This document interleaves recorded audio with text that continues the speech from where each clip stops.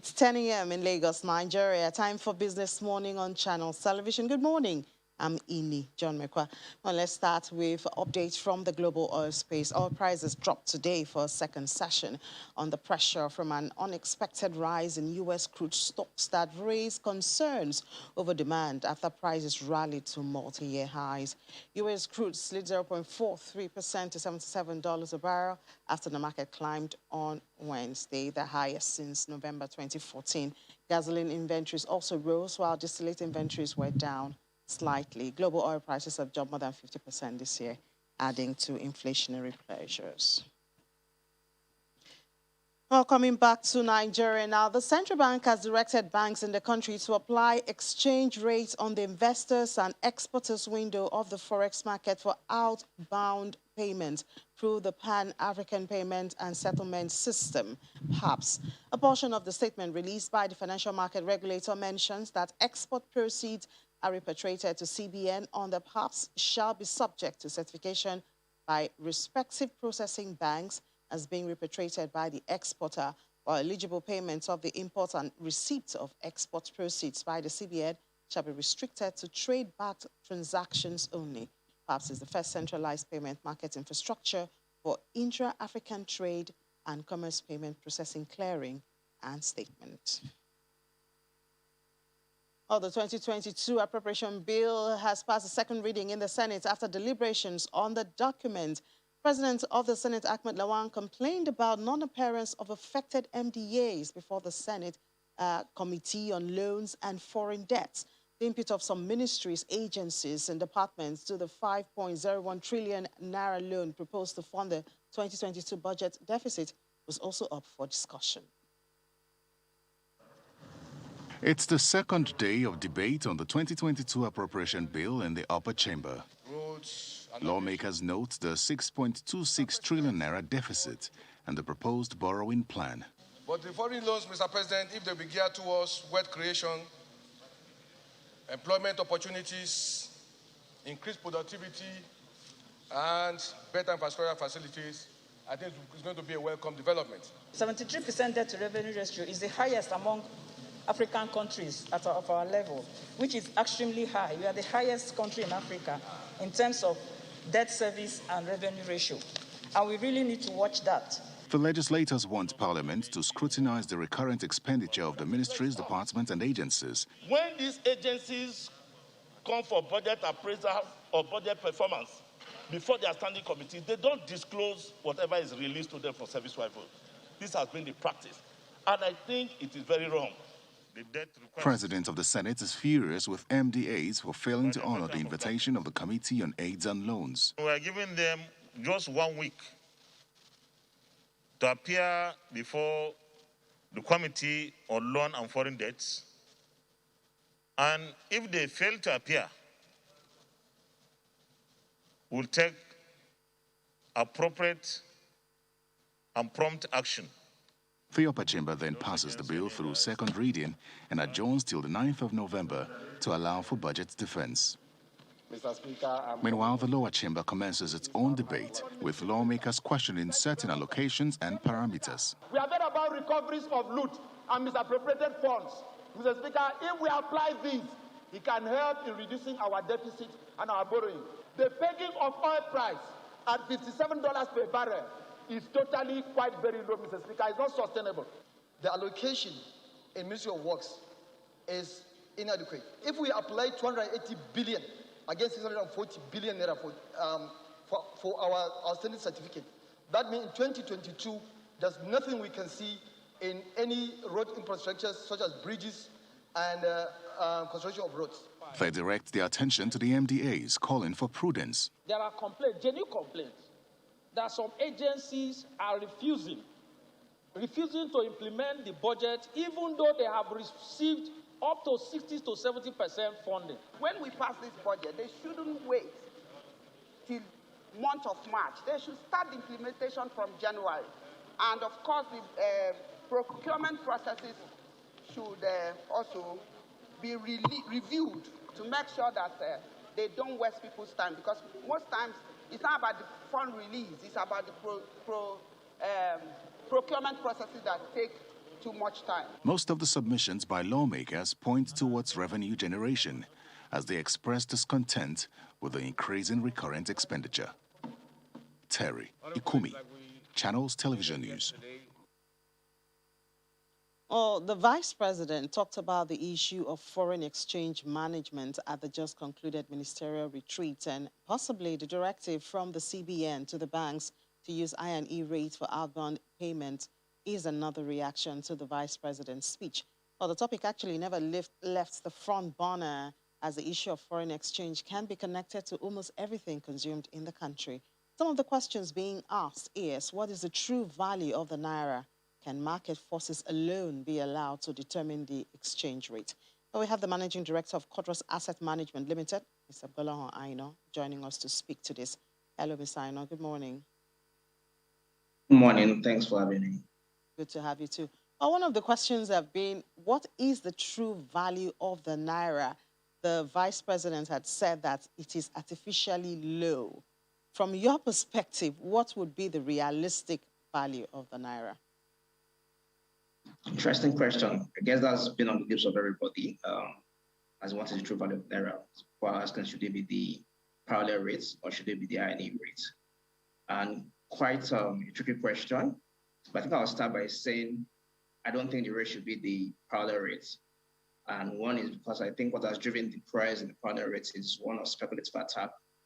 There's been some loss of confidence among investors and market participants. So a lot of people have been accumulating the Naira. And that's why we've seen the parallel rates, the dollar, and you've seen the parallel rate move to uncharted territory, currently about 575. At the I&E rates, about 410 Naira to a dollar.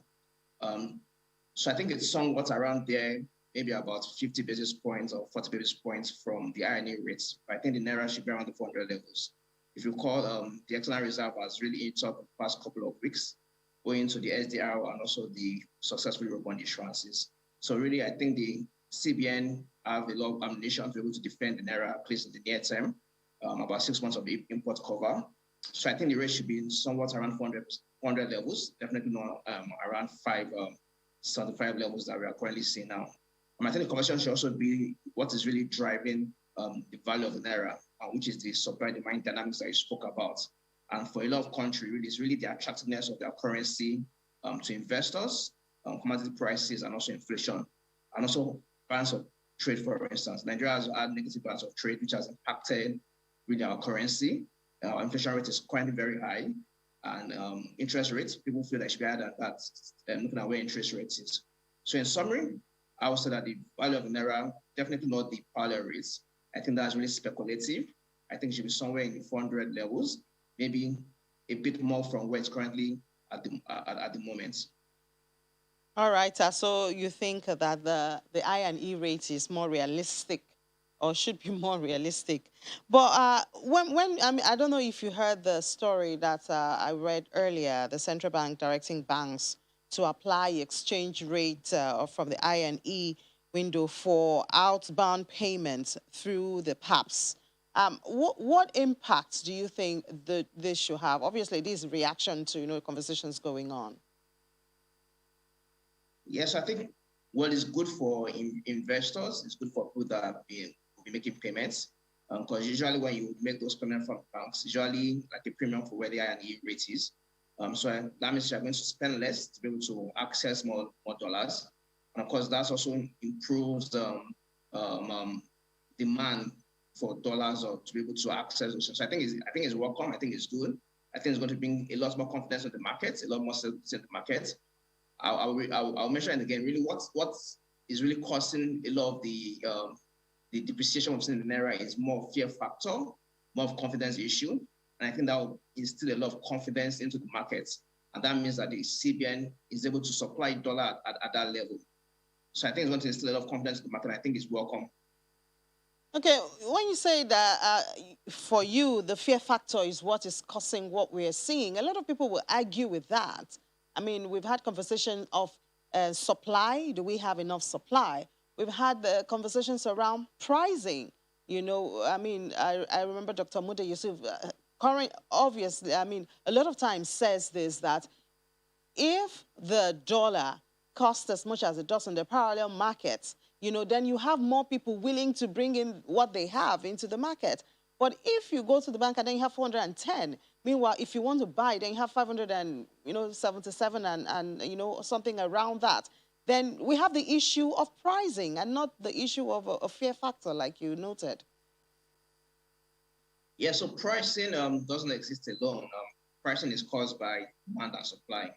And like you rightly said, it can be that there's not enough supply. It can also be that there's much more demand. And like I said, a lot of the demand is artificial. So it's not that people needed to pay for maybe school or pay for healthcare. This is just people piling up dollars just in case of uncertainty. So maybe the word on the street is that, that CBN does not have enough dollars, but really that's not the case. Like I said, the external reserve is quite robust at current levels. Oil price has been very stable, about $80 per barrel. But there's a lot of fear factor. Also, when the BDCs were banned, people were just willing to get dollars at any point in time. There's been conversation that there might be embargo on domiciliary accounts. So sometimes investors or the people take it as a fear factor, and that impacts the speculative attack. Really, that's what we've seen. So I don't think it's really more of CBN not able to meet demand. CBN has said that they're able to meet every legitimate demand, and I'm aware that people have been getting dollars when they go to the bank, when they have genuine requests. But I have people coming to meet me and they're like saying, okay, they don't mind getting dollars at whatever levels. And it's really a fear factor. People buying dollars at 580 is because they think that it's going to probably reach 600 or even go above that. And if you recall, several years ago, dollars went to about 500, and it was because of this speculative attack on the dollars. And when CBN intervened, we saw it come down back to about 200 levels. So I think it's not so much about supply. The external reserve has grown by about 3 billion in the last couple of weeks, but it's really more about the fear factor. All right. Well, a lot of manufacturers that I've spoken with will not agree with you. But, I mean, if you say it's speculation and fear factor, how do you think that this issue should be resolved or can be resolved? Okay, so it's a confluence of factor, and there's a monetary part, there's a fiscal part as well. We've been having negative trade balances, and that means that our exports are significantly lower than our imports. So the fiscal is the environment needs to be enabling, so our goods or what we produce, our services is more attractive or more competitive in the international markets. So we're able to generate enough dollars. So at the moment, we're not able to generate enough dollars. In the past, we used to have robust remittances. Remittance was even more than oil receipts. For a particular year, was about $25 billion in the particular years. So COVID more or less allowed that to erode. So we need to be able to attract the dollars into the economy, and that's to do with the goods that we sell, also our market as well. So for a lot of investors, they don't like when there is a lot of uncertainty in the markets. So in the NSC, for instance, or the NGX, we have investors that quite FPIs have exited their position, but they're not able to get dollars. So we are not seeing so much inflow coming from the FPIs as well. In the past, that contributed to our reserve position. So, so in terms of exports, in terms of ability to be able to attract remittances, attract inflows from FPIs, those are going to help our reserve significantly. Okay, well, I guess that's kind of suggests that once we boost our supply, then some of these issues will be resolved. But Nigeria's foreign reserve received a boost of $2.76 billion in the month of September to close at 36.78 billion naira at the end of that month. Can this be attributed to the SDR and the successful Eurobond? Yeah, rightly said. So the Eurobond is the reserve immediately. So the SDR has been coming in trickles. So it's both, but it's more of the Eurobond. We are still receiving the SDL, and so we still expect the reserve to grow beyond the current levels that it is. So you're right, it's a combination of the two, the Eurobond issuance and the IMF SDR. And like you also noted earlier, the equities market now has more of local players, than the foreign one. At first, this was applauded, but are we missing anything? Are we losing anything when we have more local players than the foreign ones? Yeah, so I think it's a mixed bag. And so last year, in terms of foreign participation, they did about 120 billion in terms of foreign participation. But that has reduced significantly. This year, in terms of foreign participation, it's just about 21%, while the local have 78.34%. And it's really more of the supply issue. So a lot of them last year were selling, but they're not able to exit the market because there's no dollar. So really the local participation we are seeing is really more of last year, there was a rally in the markets. So beginning of this year, they expected that momentum was going to continue. So we saw a lot of interest from the institutional clients investing in the equity markets. The foreign players are not selling as much as they were selling last year because they're not getting as much dollars. In terms of allocation that they get from the CBN, about 50 million weekly, $50 million, and 25 million is for spots, and 25 million is for forwards. So you see a lot of them just sitting on the sideline rather than sell. And for the local participation, we've also seen a lot of big ticket transaction this year. The likes of BOC Gases, Notore, FBN, about 800 million shares were exchanged. Champion Breweries, Honeywell as well, about 400 million shares were exchanged. And this year as well, we've seen brokers taking significant proprietary position for their portfolio. And we've seen some corporate buying back their shares, the likes of Nestle, the likes of Nigerian Breweries. So while the local participation has increased, it's more on the institutional side, not the retail side. And it's not so much about more money coming into the market. It's more of less participation by the FPIs. So I wouldn't say it's a plus. I would say it's a plus if we had a growth from where we are last year, but we don't have a growth. Rather, we have a decline from last year's participation. And this, I'm sure you would attribute it to what you said earlier, making the environment more friendly for businesses to attract the FDIs. Absolutely, absolutely. So if the FDIs are able to get dollars whenever they need it, of course, they'll come to the Nigerian market. The Nigerian market is attractive. So in terms of main demands from the FDI, is still about $2 billion, and that is huge. So if they are able to get dollars when they want to exit, I guess it's made the story very compelling for them. So at the moment, the story is not too compelling because they have to wait or buy forward contracts. And really, that also changed the dynamics of their investments. So what, from your perspective now, can bring like a sudden change to this FX space? Because a whole lot of things connect to it. I mean, even in the aviation, we also have that they cannot repatriate their money because we don't have enough, foreign exchange. And so it's really holding back a lot of things. What do you think can be done, to maybe in a short time at least change the story in that space? So I think it's a collective effort. And I know oftentimes everybody just wants to look at CBN, but is everybody really? There's fiscal side, there's monetary side, and there's the populace as well. Nigeria, everybody has affinity for foreign goods. And of course, that is one of the reasons why we have huge demand. In terms of the inflation index as well, there's the import element that is quite high. Everybody wants to school abroad, everybody wants to access good healthcare abroad, and really can't blame people. Really, they have better healthcare abroad. So it's a whole lot of things. So one, I guess, for the populace, in terms of our affinity for foreign goods, I guess we need to start shifting towards local consumption. It's not going to happen in a day. I guess we just need to start doing the right thing. We need to make our goods more attractive, and that has to be from the fiscal side. So access to credit, having good electricity, that makes our goods more cheaper on the long run. Good at healthcare as well. So money that are spent going abroad to access healthcare in India, they are spending it locally, and really that reduces demand. Money that are spent on education, they are spending because you have good education system in Nigeria. So it's a whole lot of things. And also people not just speculating on Naira. One, you wouldn't blame people too much because everybody wants to have positive return on their investments. And over time, they've seen how the dollar has performed by the Naira. So I guess investors are usually rational in their decision making. And that's why you see people just sitting on the pile of dollars they don't have any need for. Also, you see people going to parties spraying dollars as well. All these have huge demand or effect on dollar that is available. So it's a whole lot of things. I don't think it's just a CBN responsibility. CBN is doing its bit. Fiscal authorities are doing their bits. I think everybody just needs to play their part. And like I said, it's going to take time. For most economies, really, is really like a managed float. It's not just a floating exchange rate regime. For the developed economy, most of them do floating exchange rate regime. But about 170 countries really have managed floats, and that's about 80% of the total countries that we have.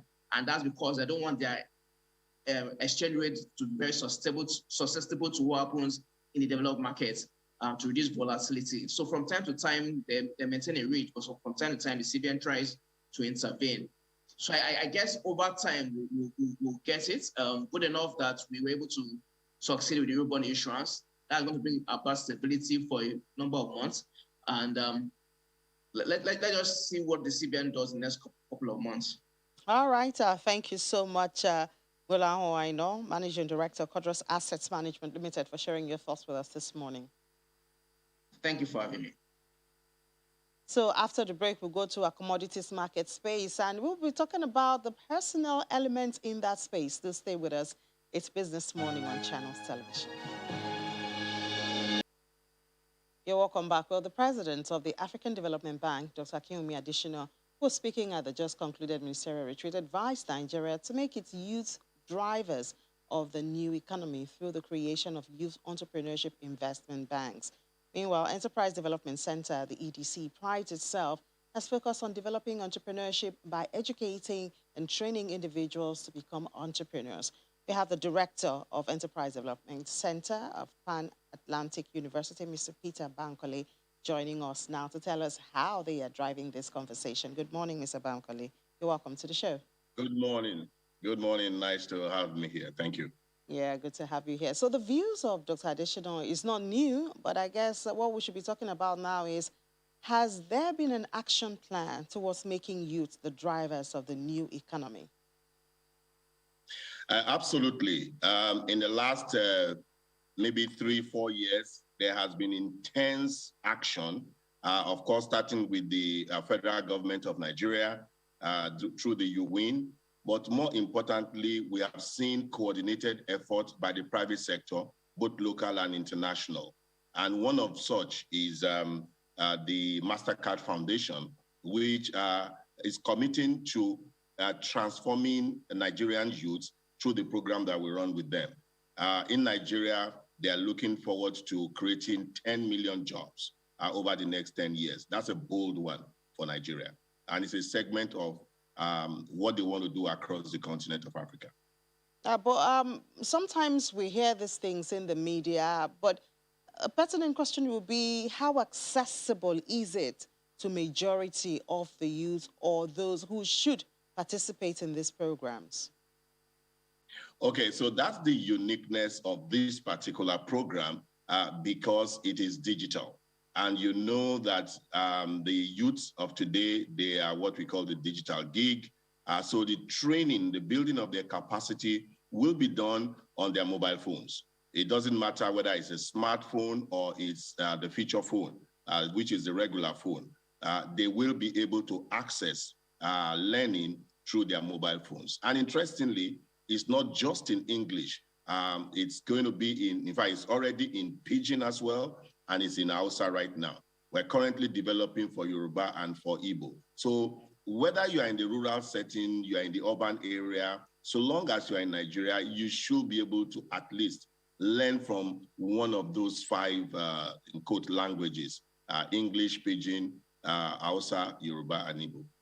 So we know that EDC is very interested in molding people to become entrepreneurs, but entrepreneurship, does it come naturally to everyone, or do you have to acquire the skill? Can just anybody become an entrepreneur?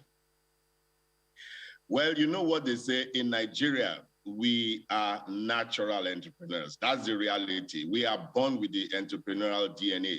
However, that DNA, we need to nurture it. And so that is what we at EDC are trying to do, to nurture that entrepreneurship mindset that we have really as a Nigerian. If you put them anywhere, they will thrive on anything called entrepreneurship, but it still must be nurtured. And that's what we are doing at EDC.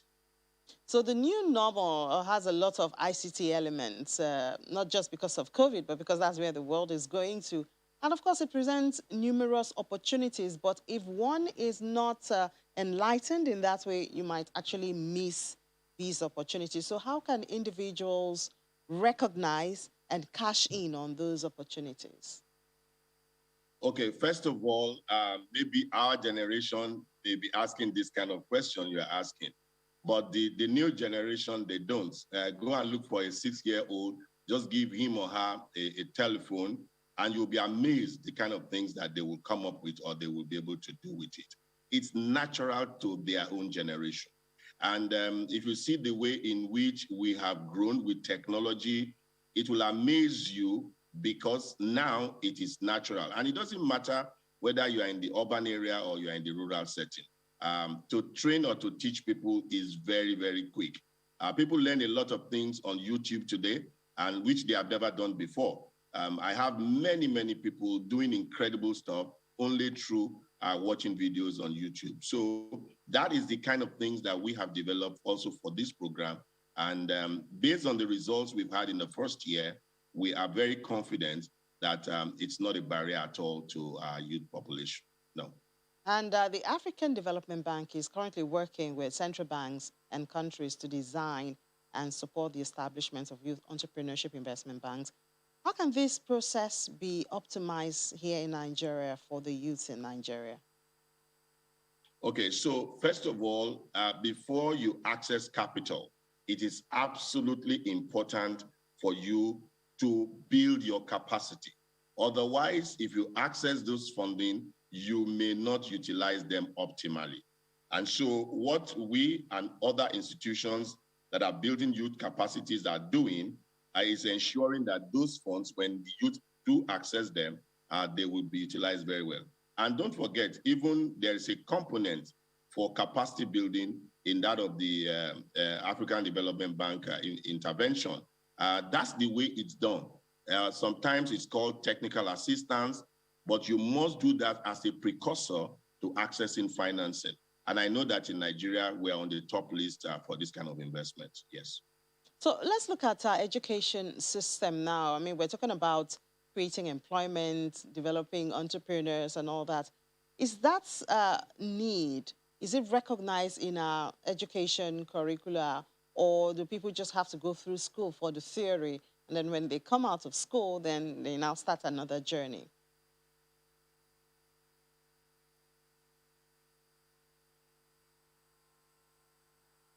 Hello, Mr. Bankole, can you hear me? Yes, I can hear you now. They're just... Oh. Okay. I guess we have a network hitch there.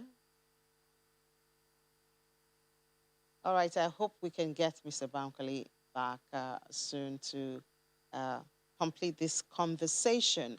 But while we're trying to do that, I think we'll just take a breather and then we'll be back to continue with the program.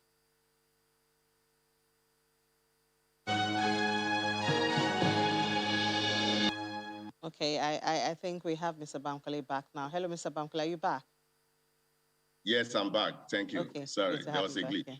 Yeah. So I was trying to find out if, from your perspective, you see that the schools prepare the youth to become entrepreneurs, or they just go through school, you know, for the theory of it. I would say in the last 10 years, things have changed. Starting from starting from the primary and secondary schools, you have organizations like Junior Achievement of Nigeria. They do that. But in our universities, for instance, we do have a mandate, and that's why EDCs have been created across universities by the National Universities Commission. We are mandated to have one to support our students to be entrepreneurial while in school. Right now, we, as a matter of rule, ensures that all our undergraduates must do a 1-year training in entrepreneurship, and they do that in their second year. They start business on campus, and if they like, they wind it up at the end of that second year.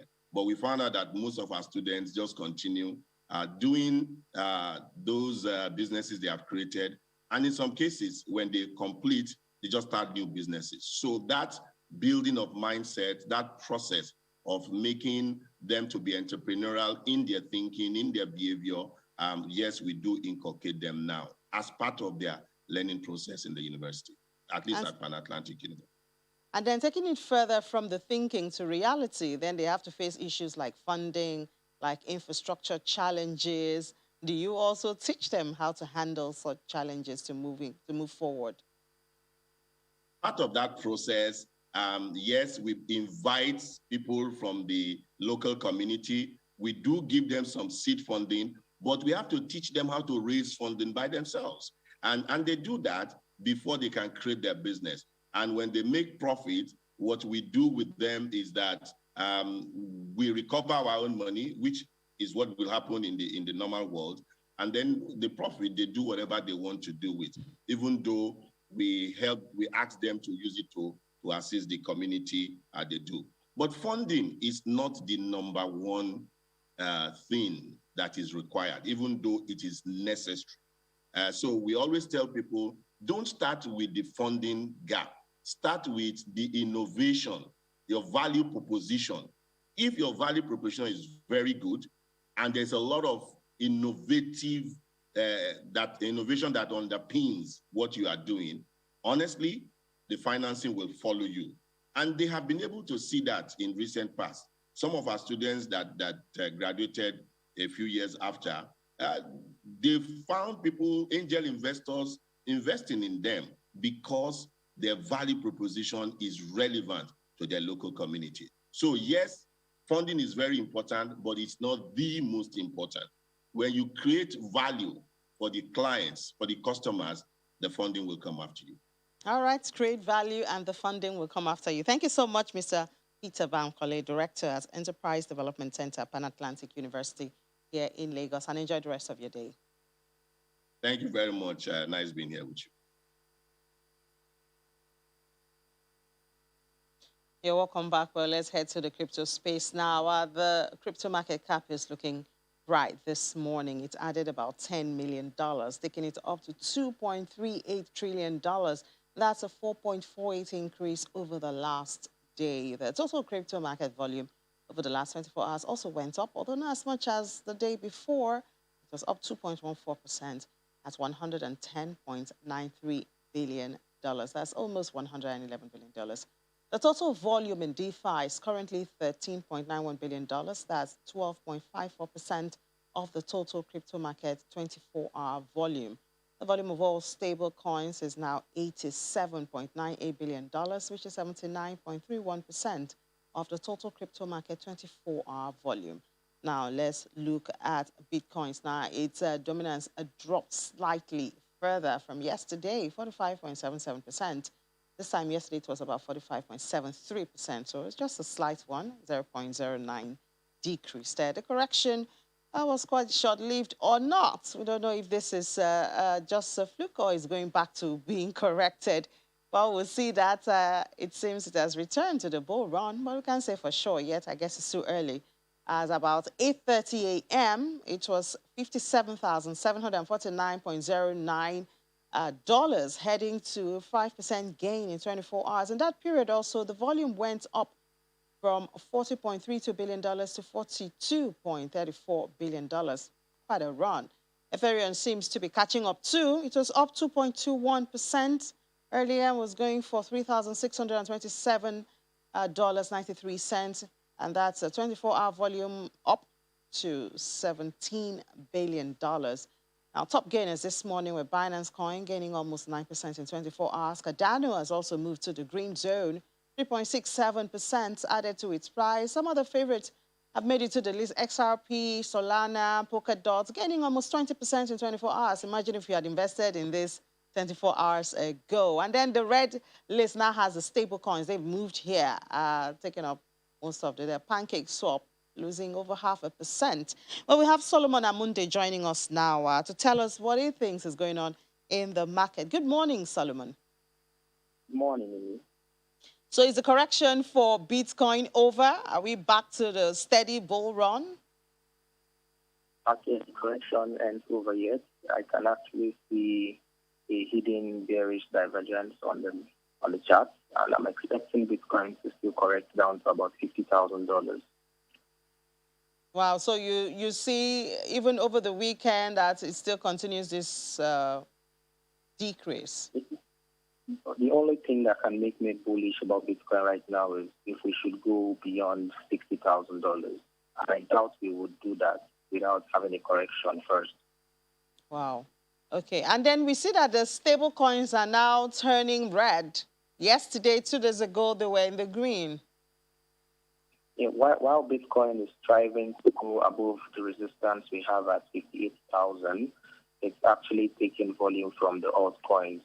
So there's something we refer to as the Bitcoin dominance on the chart. It's actually facing a resistance, and if it's able to break that, that's when we'll see Bitcoin cross $60,000. But I doubt it will be able to do that. But for now, alts would actually bleed for some time. Okay. And Coinbase is launching its NFT marketplace. What does this mean for the crypto community? Yeah, it's actually a great news. We saw Binance take the lead. Binance actually launched theirs around June, July, and FTX has also done the same thing this month. So it's actually fantastic seeing Coinbase moving on to embrace NFTs.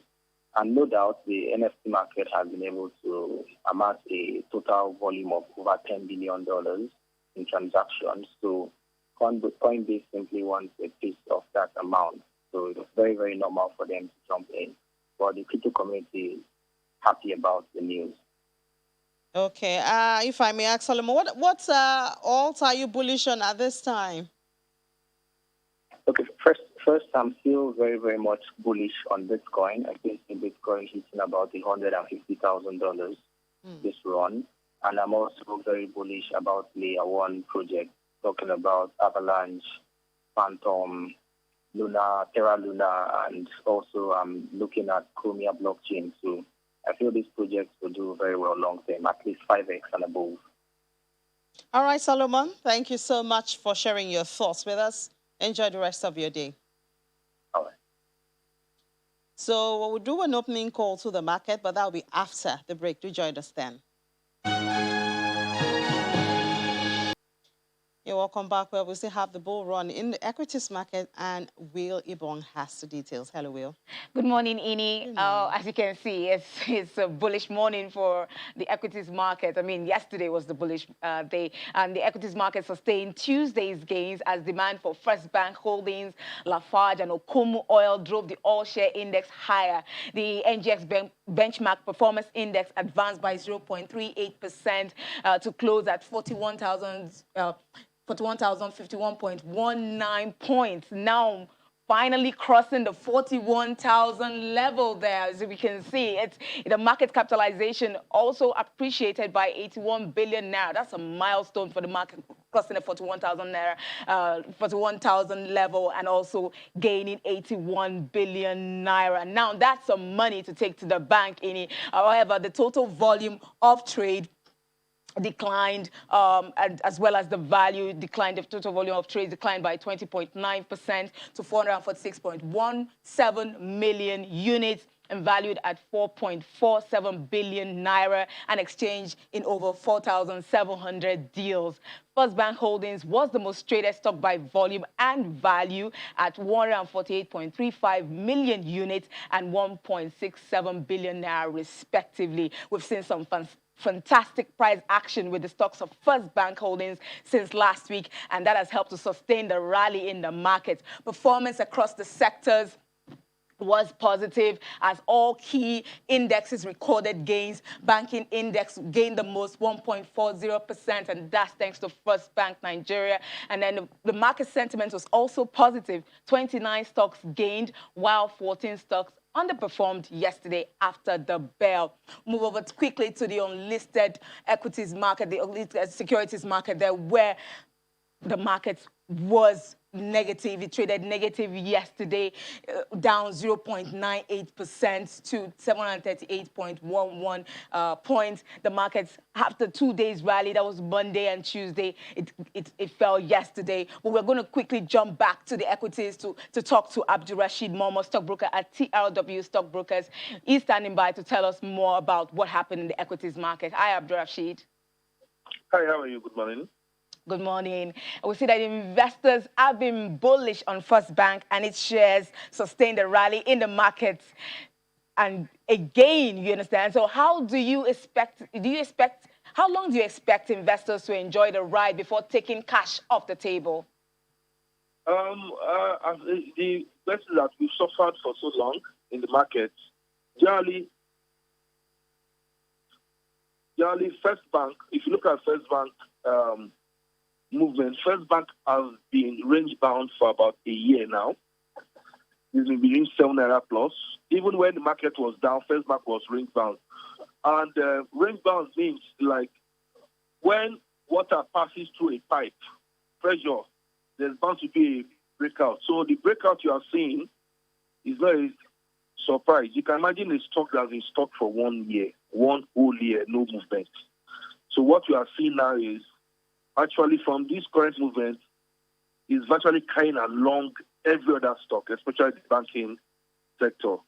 And the truth is, the elephant, this is just the beginning. This is just a minor charge. Market is going to rally, especially in First Bank. Well, that's so good news. Definitely, it's going to. In the long run, it's going to take back all what is lost over the years. Oh, that's great to know. You see that the all-share index has crossed over to the 41,000 level, the market. Do you see this deepening investors' participation? Yeah, when we analyze based on technicals. The last time the index was up was about 42,476. So market needs to beat that rally before we know that the second rally is coming up. This correction needs, like as it's going now, it needs to break 42,472. If it doesn't break it, then we might just be back to not where we started from, but there's a very strong recent levels which we met in that was in the beginning of the year.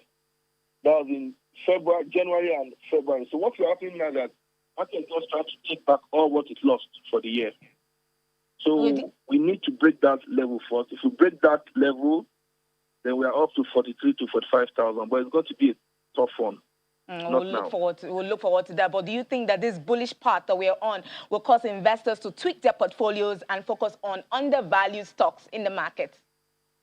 Yeah, what normally happens is that when you don't see, in the bullish market, when you don't see the ones on bid to buy, everybody now starts buying anything. Everything goes up. The market is a one-way market. When something spikes, everybody goes in. The ones they can't get, like if you can't get First Bank now, you now go for lower stocks. You can see virtually everything is going up. The whole market is in green. It's like when you see on TV volcanic eruption, the market has erupted. And everybody trying to see what can I get, what can I get, what can I get. But definitely there's going to be correction, but the bull market stands.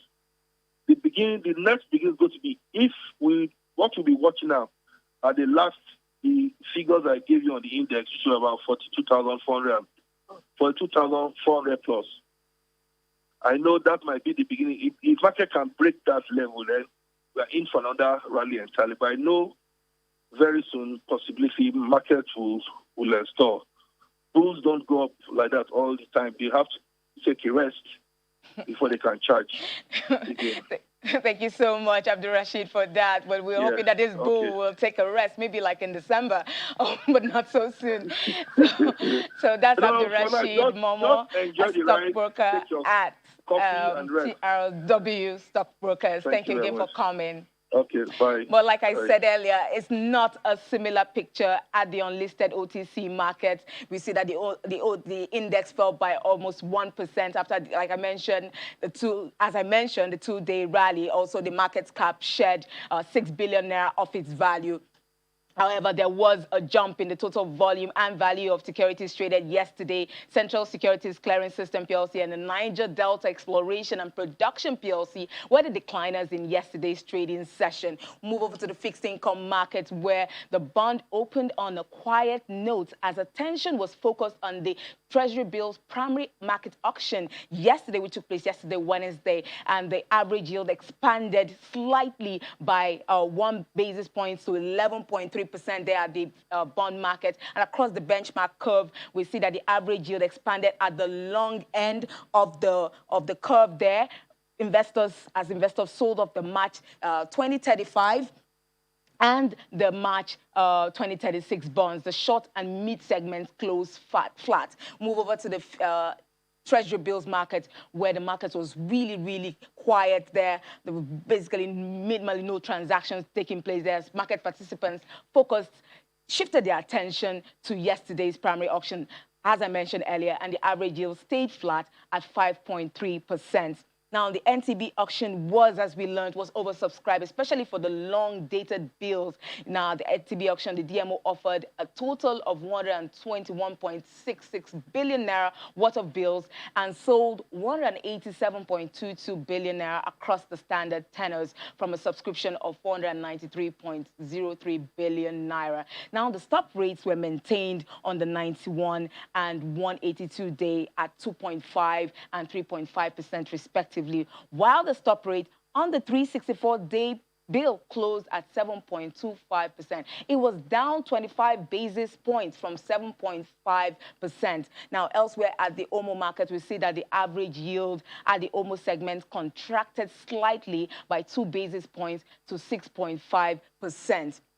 But we see active movement there in the CBN special bills there. About 20.2 billion naira was transacted yesterday and at 6.4%. And total number of deals, we had 2 deals there. But we're looking at seeing that but what they said, well, what they're saying about the market is that the drop in the Treasury bills market, especially for the 364-day paper, would determine the direction of yields in the fixed income market, especially for the bond yields.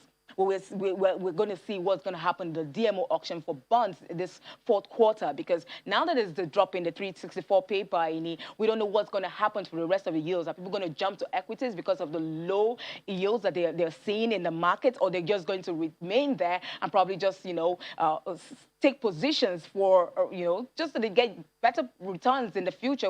I'm guessing, but we have an analyst to speak about it, but maybe later. I mean, it's easy to say that investors will go where the yields are more.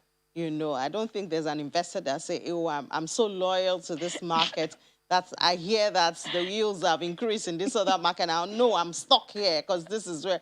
I don't think so. So because we are having a rally we can guess. We can just guess, and like 90% right to say wherever the yields go up, there you will get investors. Definitely. You know what I'm saying? But I've not been able to get the 81 billion naira off my mind. I'm like, that's good.